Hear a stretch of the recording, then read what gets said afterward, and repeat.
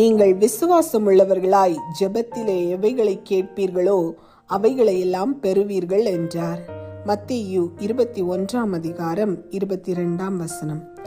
பிரச்சனை இல்லாத மனுஷங்களே இல்லைங்க. ஒவ்வொருத்தருக்கும் ஒவ்வொரு விதமான பிரச்சனை. நம்மள அநேகர் நம்முடைய பிரச்சனையை ஃப்ரெண்ட்ஸ் கிட்ட ஷேர் பண்ணுவோம், உறவினர்கிட்ட ஷேர் பண்ணுவோம். இன்னும் நிறைய பேர் கோயிலாக சுற்றி வருவாங்க. எப்படியாவது என் பிரச்சனைக்கு ஒரு தீர்வு கிடைக்காதா, தேவைகள் சந்திக்கப்படாதா என்று எதிர்பார்ப்பு தாங்க.